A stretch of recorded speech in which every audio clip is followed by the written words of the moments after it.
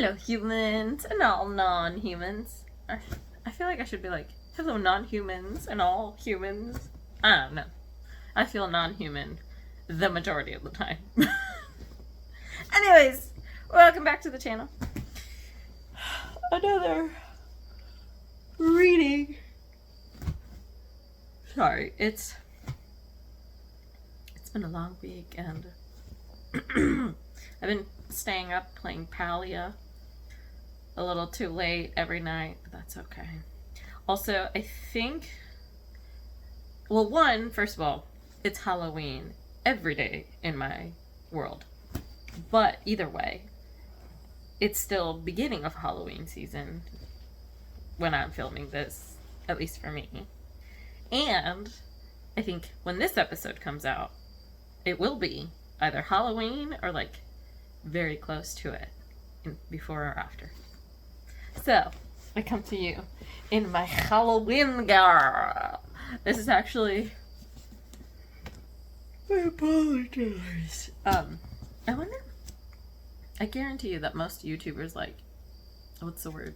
Edit those out of their videos. The behind the scenes of filming a YouTube video. When you yawn and fart and need to go to the bathroom and take a drink. Speaking of.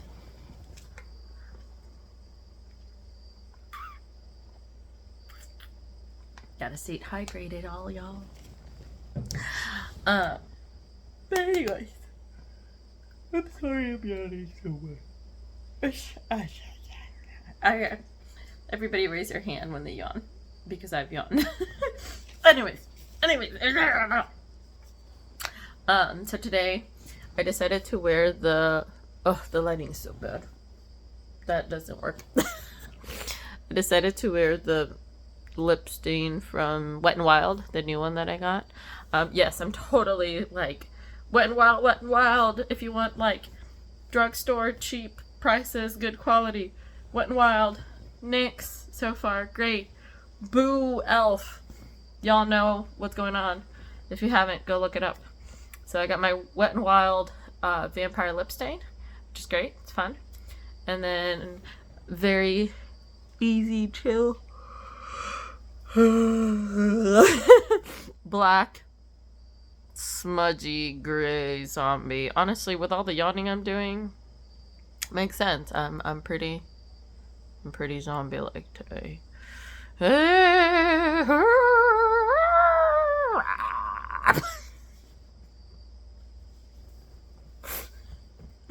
do this. I was gonna say I do these to relax, and I'm like, do I really relax when I do these?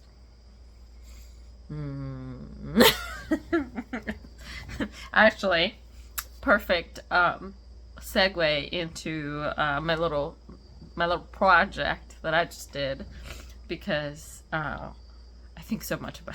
I'm not saying I think so much about this book, but like I do like reading it out loud, and I do watch, like I said, I rewatch my videos and stuff just to see how things are, what I can improve, what I can change, things that I think about, blah blah blah blah. And so I have been so hung up in the fact that we don't know what most of the characters look like that I decided to make a list of the characters that are introduced by name and if they have descriptions. So, here's my list. Bear with me because on my camera phone, it's backwards. I know it'll be right side forward for you guys, but for me, I'm gonna be like, okay, what the hell did I write? Alright, so, here's my list. I wrote it by order of introduction, so when the name of that character is named. You know, can you fucking believe it? Like, I'm learning so much. Can you fucking believe it? The first named character in this book is not Tem. It's not our protagonist. It's Vera. The first character named is Vera. Then Tem is introduced. And not as Temperance. I mean, she's, her name is on the back of the book. But if you read the actual text, she does not get introduced as Temperance until much later on. I think it's like chapter 2.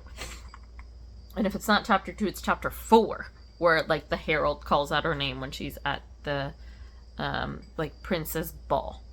So we have Vera, who's described as, I'm gonna just look as I can, who is described as having blonde curls and silky pink ribbons. That's the only description that we have. She's blonde, she likes pink and silky ribbons. Alright. You know, she gets characterization of being kind of like haughty and an asshole. Like a lot of those types of words I use to describe her actions, her tone. Haughty, conceited, like angry that other people aren't talking about her type thing. It is never said, but possibly implied that she's Tem's rival. Kind of get that sense. All right. Then we have Temperance Virus herself. The first descriptor of physical aspect that we have from her is freckles on her palm, which, yes, I am still hung up on that. Like, freckles on the palm of her hands, which even the most freckly people that I know don't have freckles on the palm. Yes, on top of the hands, sure.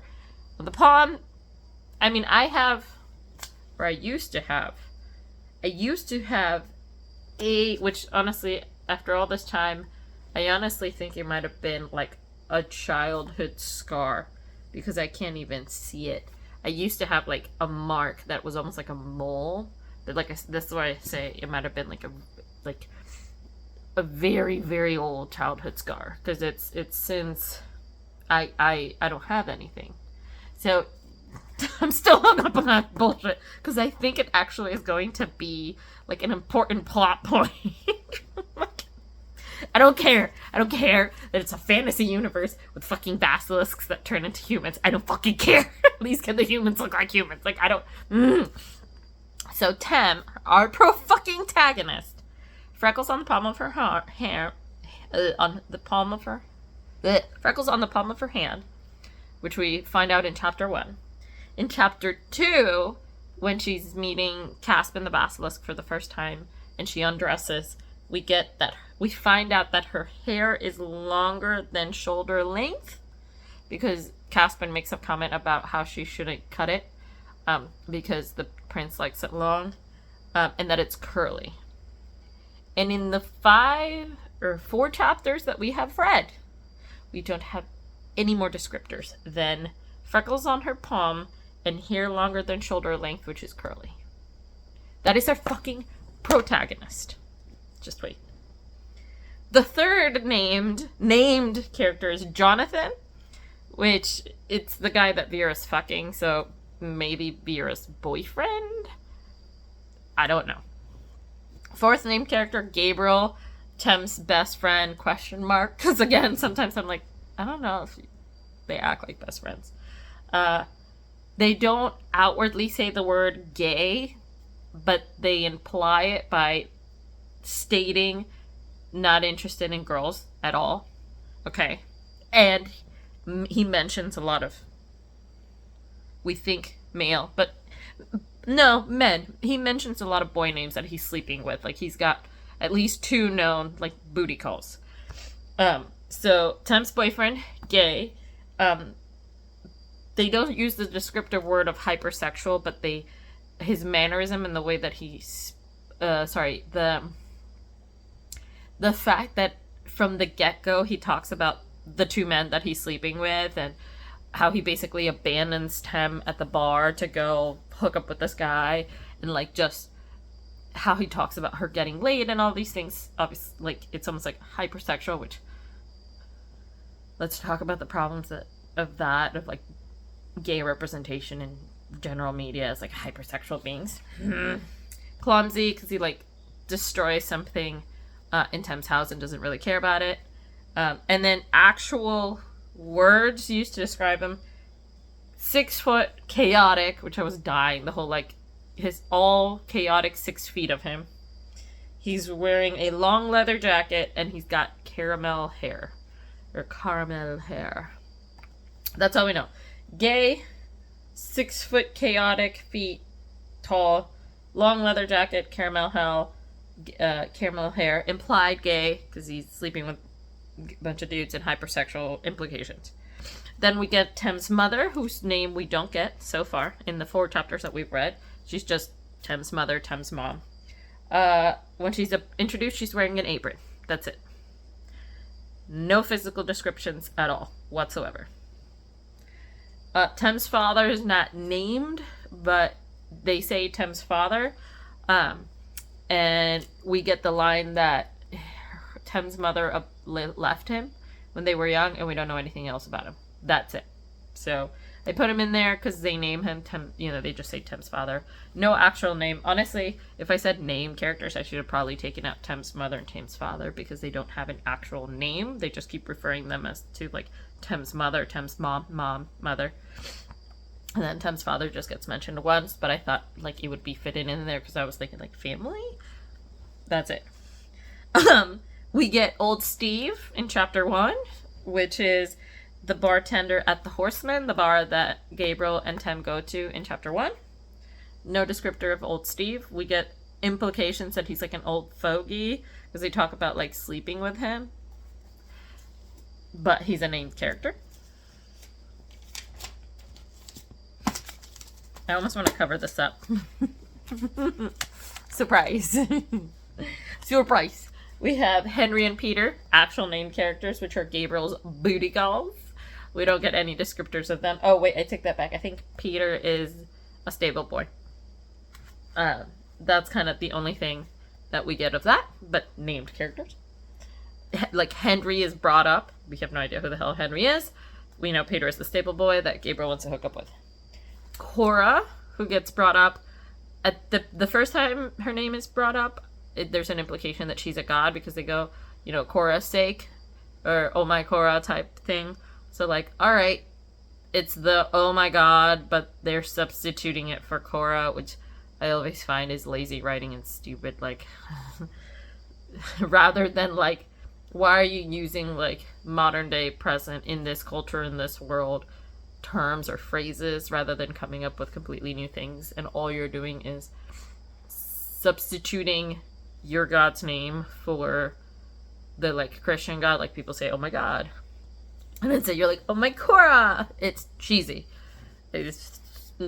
And we don't have any description of her until chapter 2. I'm trying to remember. I think maybe it was chapter 3. Yeah, I think it's chapter 3 when they're in the church. Yeah, the church scene. And that's when we find out that she's the goddess of fertility, and they call her mother to all. Where she fits in the pantheon, whether this is a polytheistic religion, monotheistic, and she's the only god,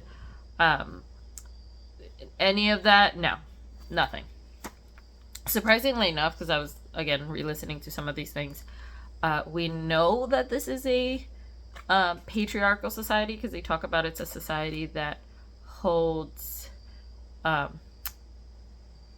male children and like moms who stay at home at like a high level, or they revere male children and like motherly parents, things like that. So we know it's a patriarchal society, but somehow they have a female goddess that they worship. Doesn't usually fit with most of the cultural norms, but I don't know. Whatever. Yes. Am I looking too much into this fantasy world? That's basically just porn? 1000%. Am I still going to shit on this book all day long and rip it a new asshole because I hate it and I think it's shitty writing? Yes. I think it's lazy, I think it's shitty, and I want authors to do better. This is frustrating. We deserve better. We can read better. We can ask for better. Alright. The piece de resistance. Caspin. Alright. He gets introduced by name characters 10th in the 2nd chapter. Now, remember, we know 3 things about our female lead. The freckled hands, the hair longer than shoulder length, and it's curly. So 2.5. I mean, this is the list of shit that we know about Caspian. Caspian. Described as an amalgamation of every feature Tem ever found beautiful. Which technically isn't really a descriptor, because, okay, we don't know what Tem likes. Like, maybe she could like, you know, wrinkly, flabby old fogies. You know, like, one eye bigger than the other. Like, that's perfectly fine. You know, what's everybody's taste? I like full bearded individuals. I don't know. We get tall. He has broad, and some of these are actual quotes. Broad, proud shoulders, right? With rigid posture. Sharp, angular features. That's me kind of paraphrasing, because they are as if carved from stone. That's a quote. Dark hair, longer than the current style, which there's no reference point. We have no idea what the current style is. Is it short? Is it long? Is it, you know, does it go down to your butt? Is it shoulder length? Is it a buzz cut? All right. Dark hair, longer than the current style. Cool. He is wearing a linen shirt and trousers, which I think there's been certain times where, like, Tem will wear a dress, or they'll say about a skirt, and that's about it for the scriptures. He has a hard body underneath those linen shirts and trousers. He's got golden eyes. We know he's the Serpent King. His torso is corded with hard muscles, so I guess I should have kept that with the hard body. His this one's a quote, lower abs angled like two arrows. And my favorite of all, because I was like, all right, we have to have a descriptor of his schlong, but screw what the female protagonist looks like. His schlong is unfathomably long and straight as an arrow, because we apparently love a lot of straight arrows. There's so many problems with this. Like, I was just like, does this author hate her female protagonist? Like, the female protagonist 1000% is just supposed to be like a self-insert, because we get minimal description of her. Minimal. We get just enough of her personality for some women to identify with her. Women who are like, you know, who have anxieties, who are insecure, who are like, I'm not like other girls who don't feel comfortable with their sex. Or I don't like, there's just enough for it to be an audience self-insert. Not enough for her to have like her own personality, her own, to have her own self. Like, I have no idea what she fucking looks like. Like, is she tall? Is she short? Is she, you know, light skinned, dark skinned? Is she, you know, from where is this place? So we have like no context of cultural or really truly beliefs in a larger sense. I know, you know, we know she's got curly hair. Did it say dark? Did I say it was dark curly hair? No, we don't know. She could be blonde, she could be a redhead, she could have black hair, she could have multicolored hair. Like, we don't know what her eye color is. We don't know any features. We don't even get features of the rest of her body. Like, we don't know her chest size. We don't know what it looks like down there. Is she, you know, if she heavy set? Is she thinner? Is she lanky? Is she muscular? Is she able-bodied? Does she have other things? Like, nothing. Full, like, in comparison to the basically, like, here's a list of things that make a guy hot for Caspian.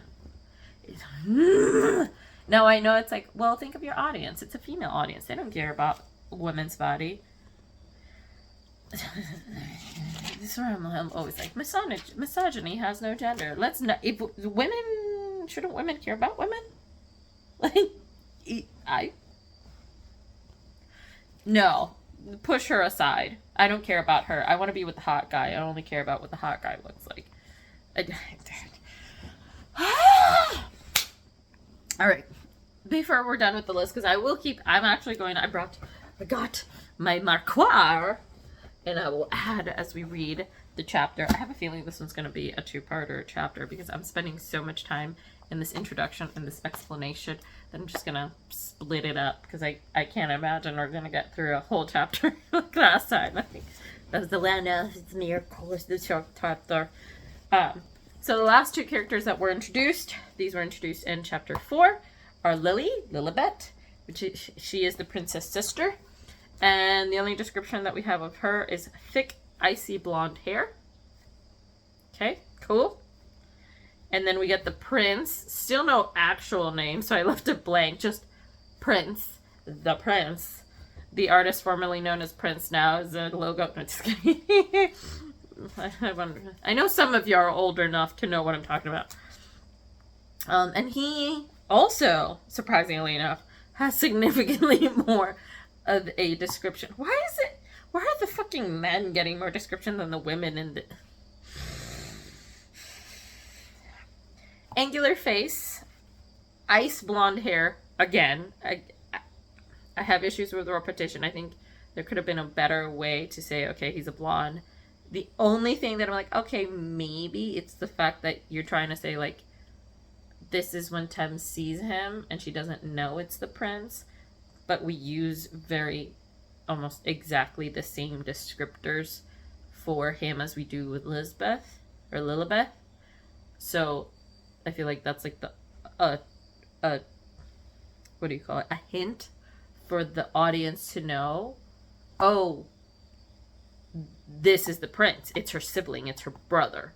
Because she says, my brother's the prince. So, like, she's icy blonde hair. She says her brother is the prince. We get a descriptor of ice blonde hair for him. Must be him.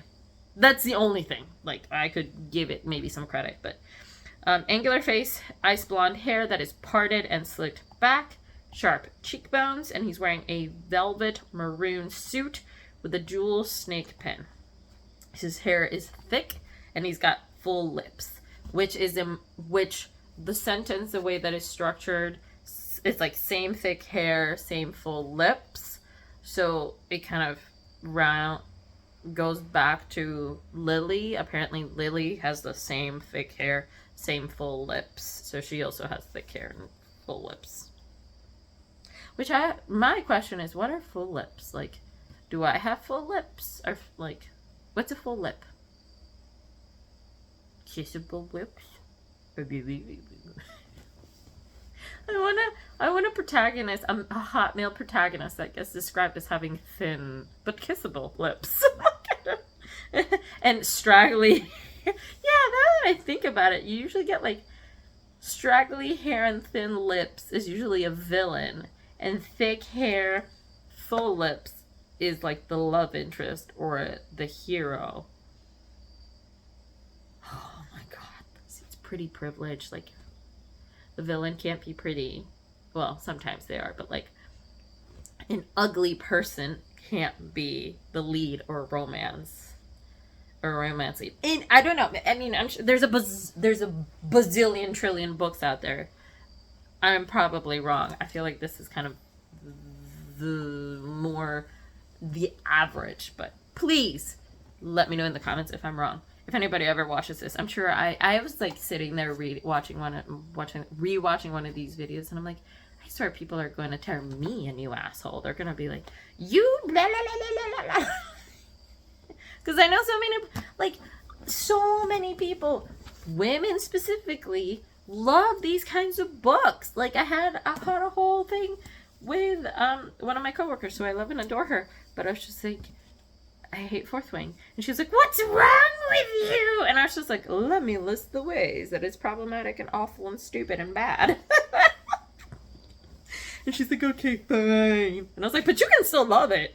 Go ahead. Like, I know I'm a weirdo with like all of my issues, but I'm not going to tell you that it's a good book. I'm still going to say blah, blah, blah, blah, blah, this and this and this and this. So this is on Book Talk. Like, ladies be over here like, Caspian or whatever.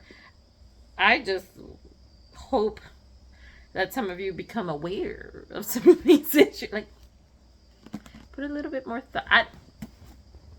Listen, I'm going to shut up about this, and I'm just going to read. All right?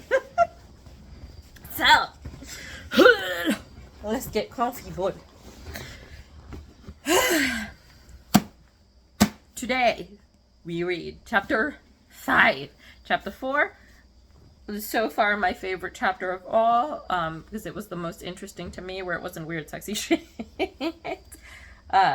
We had Tem get called into the princess ball, because the prince wants to meet all of his candidates, students, whatever, all of his candidates, before, like, other things happen.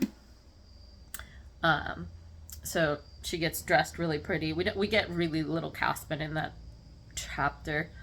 He sends her a beautiful, I think it's an emerald dress, which matches her skin tone. I was debating that. I was like, do I want to add in, like, skin tone goes well with emerald dress? I don't know what that means. She meets Lily, and then at the very end, she meets the prince. So we're gonna get to meet the prince. And I had predicted, my predictions in the last video or in the last chapter were that I think overall this is going to be a love triangle first. And I was like, this is gonna go one of two ways. Either love triangle and she picks Caspian and lets the prince down, and the prince chooses Vera, and that's gonna be a whole issue. Or she does end up marrying the prince, but still is in love with Caspian, and that's going to create all kinds of drama. I have a feeling, either way of those, I have a bad feeling that this is going to be part of a series. Now, I was thinking about that. I was just like, oh shit, I did say that this is, like, at the beginning, this says this is part of the Split or Swallow series. So I was like, I don't even know it's a series. But I'm hoping that maybe this is like a standalone and it's the world that gets reused. And some of the characters, and not like there's another book for us to read and find out, and I haven't decided to Google that or anything. Maybe I'll do that before the next video. I don't know. Alright, let's get to this. Okay. Capítulo 5, Chapter 5. Let me get some water. I feel like I should put alcohol in this water. I need my wee. I don't want to do this. I'm stalling. Alright, just do it. We can do this.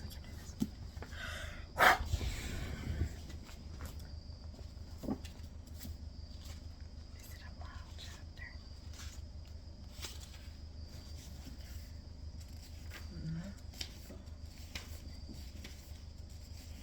Oh, it's not a long chapter.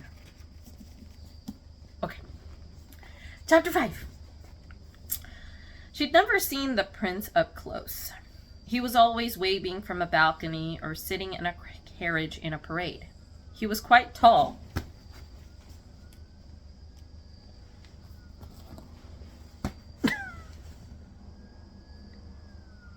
Quite tall. There we go. He was quite tall. His head nearly brushing the doorway. Jesus Christ, what is he, fucking 8 feet tall?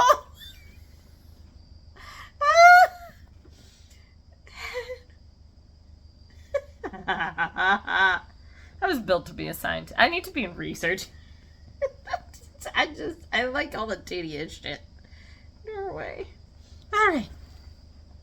Tem didn't have an answer to his question, so she said the only thing she could think of. His question was, I can't remember if it was like, find what you're looking for? Looking for something? That's his question. Okay. Okay. Tem didn't have an answer to his question, so she said the only thing she could think of. Excuse me. Is it real? The prince, still no name. No name prince. The prince stepped into this room. Sorry. Eden is just being the cutest kitty right now. She's like up on her back and like stretched out one leg, like one of her back legs all the way back, and it's just licking it, and she's so cute. I'm still stalling for this boy. All right. I'm sorry. This is probably where people are like, shut up, edit it. No. Focus. I'm sorry. Okay. Is it real? The prince stepped into the room. Is what real? Tem pointed at the skull. Oh, I forgot that she had found like a basilisk skull. She wanted to refute what Caspin had shown her.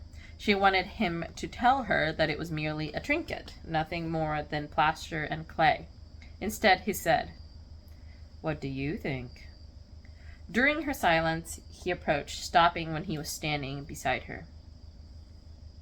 "You're pleased," he said quietly. "No, Tem started, but she had no idea how to finish. I'm just surprised. It was half the truth, at least." "I'd rather you didn't lie to me," the prince said. "Plenty of people do that already." Oh, he's likable. He's gonna be likable. Polyamory. She looked at him in surprise. His honesty was making her uneasy. She figured the royals were well-mannered and careful with their words. She hadn't expected him to speak so candidly. Rather than reply, Tem simply looked at him, and he did the same. His eyes lingered on the low cut of her dress. Okay, maybe he's not so likable. His eyes lingered on the low cut of her dress, taking in the curves the clingy fabric had given her.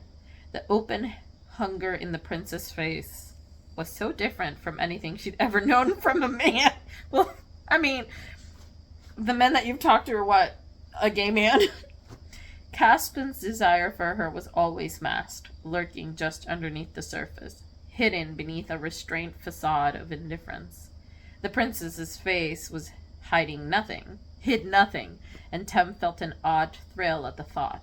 Before she could help herself, she whispered, "You lost a bet." He cocked his head. "I beg your pardon? I'm like, what? Rather than explain herself, Tem turned back to the skull. "Seems like a morbid thing to keep around, doesn't it?" "It's a family heirloom," the prince explained. "My father considered it his most prized possession." They all suck. Tem felt a bristle of anger. What kind of family keeps a skull as an heirloom? Mine, I suppose. Tem shook her head. It was despicable. "Yeah, Tem, I'm with you on this one." The prince seemed to read her mind because he said, "We're not all bad, you know." She had a hard time believing that. The visions Caspin just sent her flash through her mind again. Pain and bloodshed and suffering. All at the hands of his family. Maybe the prince didn't fight in the war, but he was descended from the people who did, and he clearly supported their actions. Just when the silence became precarious, the prince extended his hand. On his wrist was a shiny gold cuff, etched with a snake that matched the one on his lap. "Thelonious? Although I prefer Leo." What? Alright, first of all, Thelonious, ha ha ha. Like, what kind of name? And second of all, where the fuck do you get Leo from Thelonious? Like, Theo makes for sense.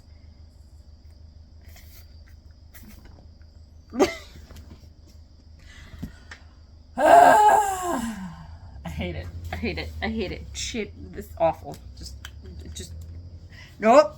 Bad writing. Just bad writing. Bad book. Alright, the prince's name is Thelonious.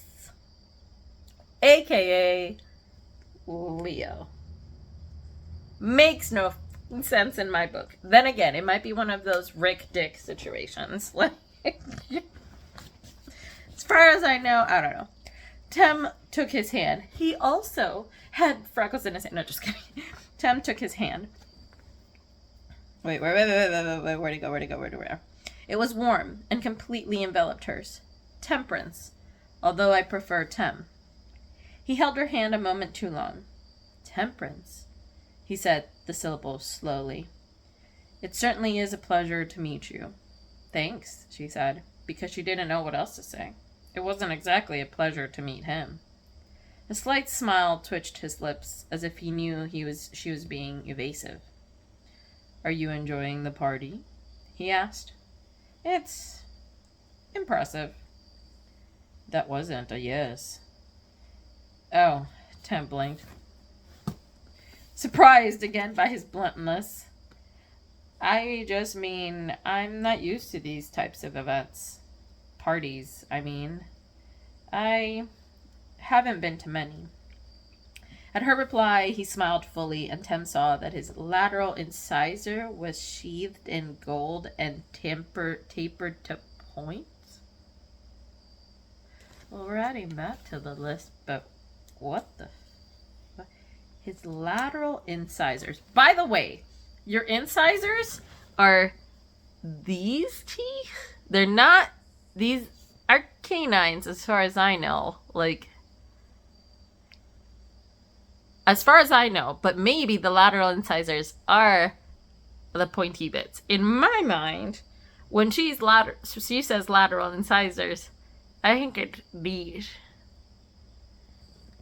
I think it's supposed to be implied that it's like the canines, which, as far as I know, they're called canines, but it might just be in non-human medicine. Anyways, Jesus Lord. Gold-plated lateral incisors.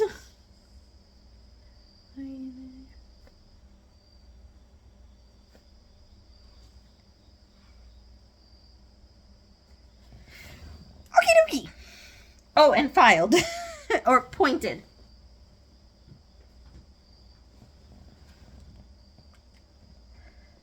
I suppose it is a little stiff, as these things generally are. Tem shrugged. It's better than being at home. Is it?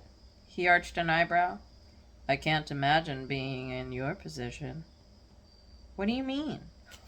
I wonder if this is going to do one of those ACOTAR things, where, like, in the first book, like, there's one love interest, and then in the second book, they're like, fuck that love interest. Character assassination. It's actually the other guy that we introduced for, like, 5 minutes. I mean, not 5 minutes. Okay, I take that back. Like, he was significantly more involved in the first book than I give him credit to. But still, like, that whole, like, I don't know. Anyways.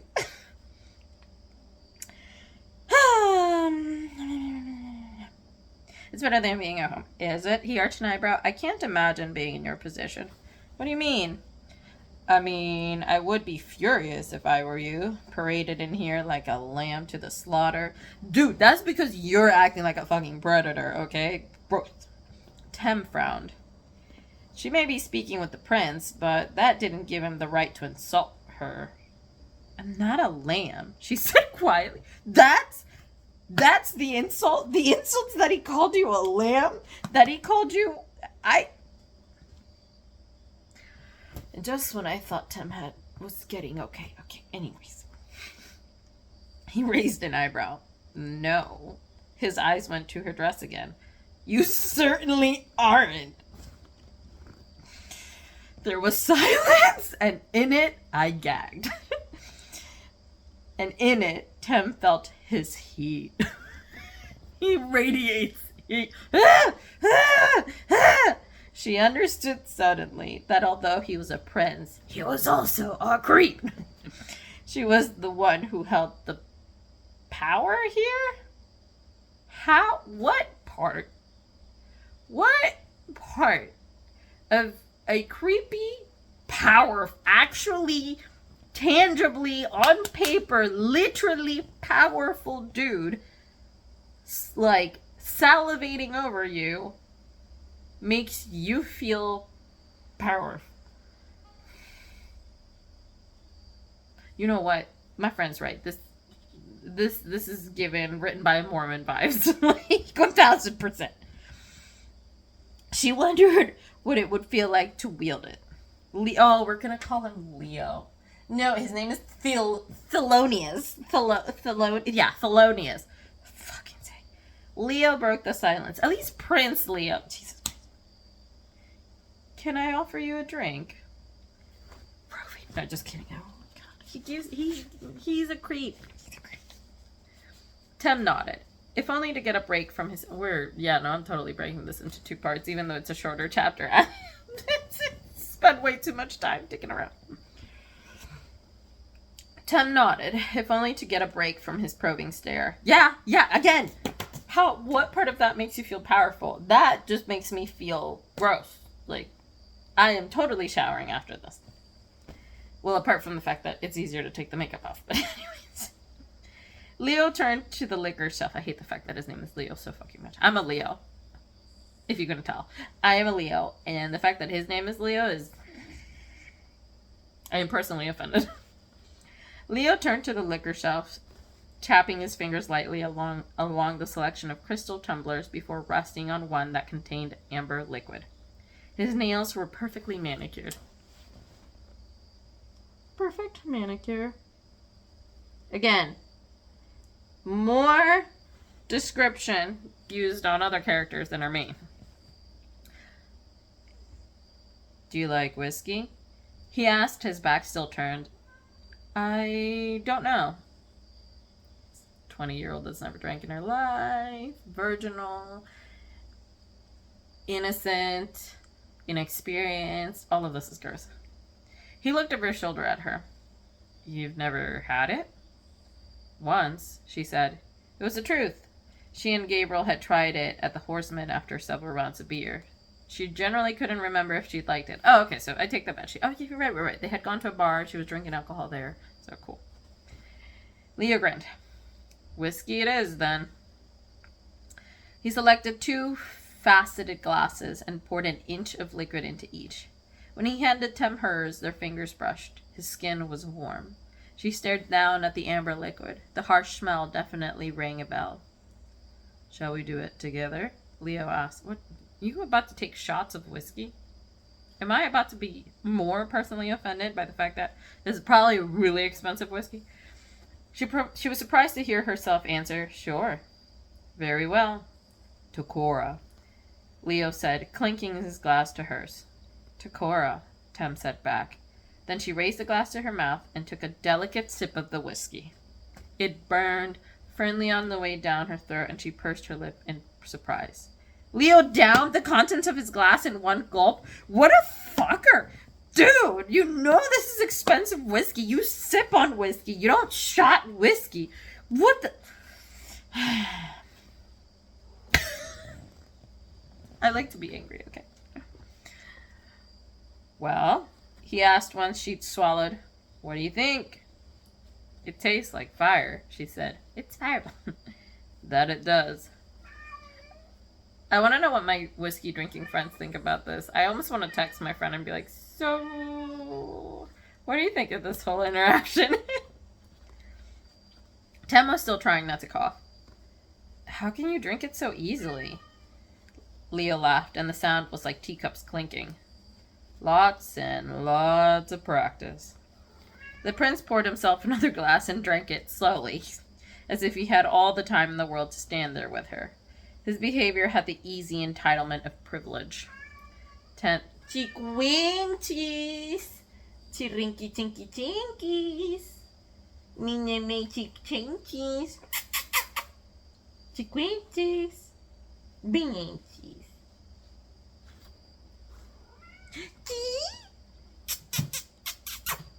Bem, chiquinchiquinchies.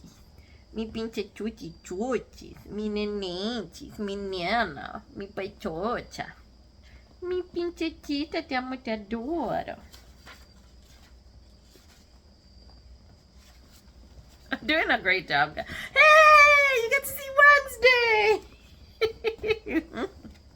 Doing a great job, guys.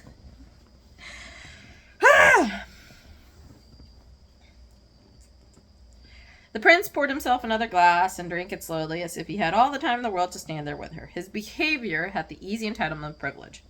Tem got the impression that nothing bothered him, and even if something did, he could make it go away with a snap of his slender fingers. Perfect manicure, slender fingers. I know, I'm being obsessive and weird about this, but it's the principle! He watched Tem with sharp intelligence. his eyes holding hers for longer than she would consider socially acceptable. The year had been wrong, she realized. His eyes weren't green. They were something closer to gray. Gray eyes.